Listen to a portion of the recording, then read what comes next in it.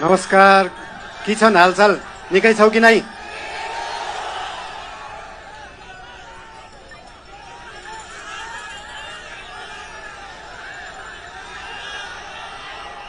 बेली छकालै एउटा सुइना देखेको थिएँ।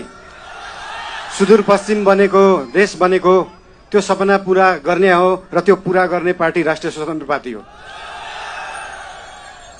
बोहराजी बुझेछौ कि नै?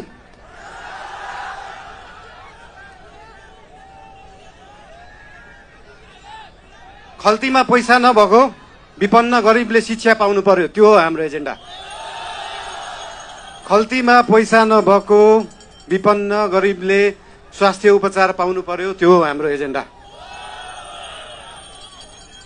2 वर्षमा बन्ने बाटो 20 वर्षमा पनि बन्दैन, 1.5 वर्षमा बन्नु पर्यो, त्यो हो हाम्रो एजेन्डा।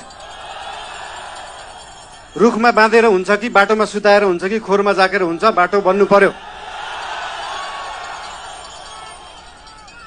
यहाँ त बाटो बनाउनलाई यो भेगमा मेरो भोट छैन, यहाँको बाटो किन बनाउने, यो भेगमा मेरो भोट छैन किन बाटो बनाउने। राष्ट्रिय स्वतन्त्र पार्टी सरकारमा गयो भने कांग्रेस हिँड्ने बाटो पनि बनाउँछ, एमाले हिँड्ने बाटो पनि बनाउँछ, माओवादी हिँड्ने बाटो पनि बनाउँछ, सबै नेपाली जनता हिँड्ने बाटो बनाउँछ। मान्छेले देशलाई स्विजरल्यान्ड बनाउनु पर्छ भन्छन्। स्विजरल्यान्डको बाउ बढी मालिका यही छ, किन बनाउनु पर्यो स्विजरल्यान्ड? स्विजरल्यान्डको पराकाष्ठ रामा रोशन यही छ, किन बनाउनु पर्यो स्विजरल्यान्ड? खप्तड नेशनल पार्क यही छ, किन बनाउनु पर्यो स्विजरल्यान्ड? हामी नेपालीहरू माल भएको चाल नपाएको मान्छेहरू पर्यौं।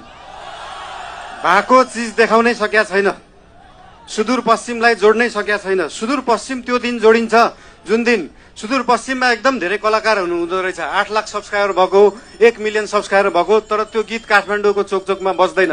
जुन दिन सुदूरपश्चिमको गीतहरू काठमाडौँको चोकचोकमा बज्छ अनि बल्ल जोडिन्छ सुदूरपश्चिम काठमाडौँसँग। सुरुमा त गीत बज्नु पर्यो, त्यसपछि आवाज बज्छ, त्यसपछि माग पूरा हुन्छ।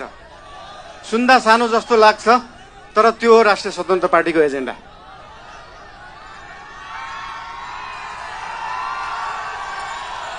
सुदूरपश्चिमलाई सुनजिक पश्चिम बनाउनु पर्यो, राष्ट्रिय स्वतन्त्र पार्टीको त्यो हो एजेन्डा।